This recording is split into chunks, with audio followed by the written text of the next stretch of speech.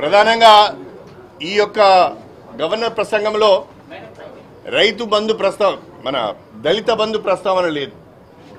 దళిత బంధు గురించి ఒక వర్డ్ కూడా రాయలేదు దీంట్లో. అదేవిధంగా నేను ఒకసారి ప్రస్తుతం ఉన్న ముఖ్యమంత్రి రేవంత్ రెడ్డి గారి ప్రెస్ మీట్ చూశాను. వారు ఏమన్నారంటే, మీరు మీ పంటలను అమ్ముకోకండి, మీ ధాన్యాన్ని అమ్ముకోకండి, కాంగ్రెస్ గవర్నమెంట్ వచ్చేదానికి ఆగండి, ఆ తర్వాత మేము ప్రతి క్వింటల్ కూడా 500 రూపాయలు బోనస్ ఇచ్చి కొనుగోలు చేస్తామని చెప్పారు. దానికి సంబంధించిన ప్రస్తావన కూడా లేదు.